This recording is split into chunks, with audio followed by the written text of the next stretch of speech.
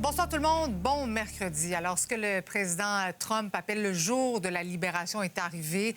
Ce 2 avril va rester quand même marqué dans l'histoire des relations internationales avec les États-Unis. Le président Trump qui a commencé son discours là, peu après 16 heures devant, vous le voyez, des invités réunis dans la roseraie de la Maison-Blanche, donc le jardin tout près. Il a parlé d'entrée de jeu d'un des jours les plus importants de l'histoire des États-Unis. Les autres nations, selon lui, ont décimé leur économie. Donc, le président Trump qui est toujours en train de parler en direct donc de Washington. Sabrina, d'abord, ce qu'on sait pour l'instant, des tarifs de 25 sur l'automobile. Oui, effectif dès minuit ce soir. Également des tarifs minimaux de 10 sur la majorité des pays. Étienne, on surveille bien sûr les réactions au Canada. Oui, ça vient perturber la campagne électorale. Puis Mark Carney prépare sa réaction. Yves, ta première analyse? Marie-Christine, c'est une guerre commerciale mondiale qui vient d'être déclenchée et on ne peut pas en mesurer toutes les conséquences, mais elles vont être très graves. On te parle dans une trentaine de minutes. Donc, les détails avec Sabrina. Sabrina, oui. Finalement, M. Trump qui a vraiment visé tous les pays avec ces tarifs-là. Oui, tu le disais en d'entrée de jeu, c'est vraiment une des journées les plus importantes aux États-Unis. Il doit d'ailleurs signer le décret sur les tarifs réciproques au cours des prochaines minutes, mais il en a quand même profité pour parler justement de ce décret-là au cours de la dernière heure et il continue toujours de parler. Ce qu'il a dit, c'est que nous allons charger ce que les gens nous chargent. Donc, il a fait son annonce à l'extérieur dans un jardin de la Maison-Blanche. À un certain moment, lorsqu'il a parlé des tarifs, il a sorti une espèce de gros carton là, pour montrer les tarifs réciproques. Ce qu'on y voyait, c'est que la Chine aura les tarifs les plus élevés avec 34 %. Ensuite, l'Union européenne avec 20 %. Le Royaume-Uni, 10 %, Japon, 26 %.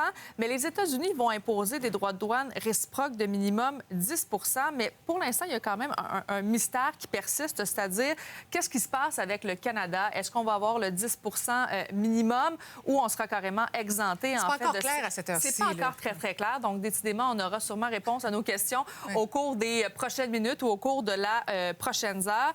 Parmi donc les autres tarifs qui ont été annoncés, comme on le disait, bien, il y a le 25 % sur toutes les importations de voitures. Et pendant un certain moment, quand même, Donald Trump a parlé de différents pays comme le Canada, le Mexique, l'Union européenne, en disant qu'ils avaient mis des tarifs, en fait, qui étaient disproportionnés et qui étaient vraiment injustes, qu'ils ont volé la richesse des États-Unis. Donc, le président américain a même mentionné les droits de douane là, qui ont été émis là, concernant les produits laitiers. Donc, c'est là quand même qu'il a parlé du Canada. Oui, c'est ça, effectivement. Mais à part ça, là, pas eu d'autres mentions du Canada. Pour l'instant. Et il a dit également que, selon lui, parfois, les alliés sont pires que les ennemis. M. Trump qui a dit avoir aussi annoncé ses tarifs pour redorer l'image des États-Unis. Oui, il a dit vraiment, on se tient debout, en fait, pour les travailleurs. Et c'est un peu l'âge d'or, en fait, de l'Amérique. Il a dit vraiment que les tarifs douaniers, bien, ça va transformer le pays.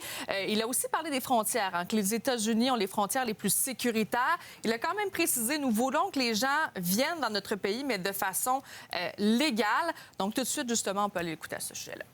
We are finally going to be able to make America great again, greater than ever before.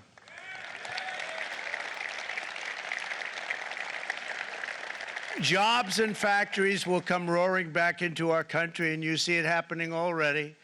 We will supercharge our domestic industrial base. We will pry open foreign markets and break down foreign trade barriers.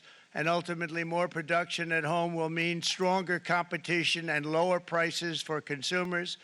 This will be indeed the golden age of America. It's coming back, and we're going to come back very strongly.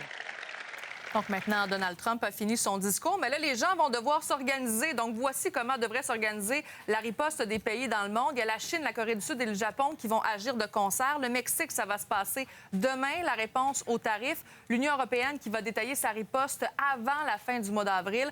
Le Royaume-Uni qui ne veut pas se précipiter quand même pour riposter aux tarifs. Il reste à savoir maintenant pour le Canada, ça devrait être aujourd'hui. Merci, Sabrina. Bien, justement, Étienne, Mark Carney qui est à Ottawa, il prépare sa réplique, bien sûr. Oui, sa réplique, mais à quoi? On va le savoir peut-être un peu plus précisément dans les prochaines minutes, mais c'est clair, il n'y a pas de tarif réciproque. On n'est pas dans cette liste-là, comme l'a bien dit Sabrina.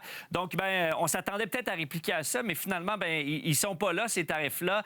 Mais il reste toujours la menace concernant les tarifs de 25 concernant la situation à la frontière, concernant le fentanyl, la migration illégale. Donc, est-ce que ça, c'est toujours sur pause, ces tarifs-là de 25 Est-ce que les tarifs de 10 également mondiaux s'appliquent à nous? Donc, je pense que pour l'instant, Mark Carney est avec ses conseillers. Il y a une rencontre également à 17h30 avec ses ministres pour voir là, comment on réagit à tout ça. Il y a bien des points d'interrogation. Peut-être que lui, il a plus de réponses, évidemment, avec tous ses contacts à Washington, mais ça va se préciser. En tout cas, une chose est sûre, c'est que M. Trump a quand même attaqué la gestion de l'offre, a même menti en quelque sorte en disant qu'il y avait des tarifs de 300 sur le lait, sur le fromage, alors que c'est plus nuancé que ça. La gestion de l'offre, c'est pas sur l'ensemble des produits laitiers, c'est lorsqu'on dépasse un certain quota.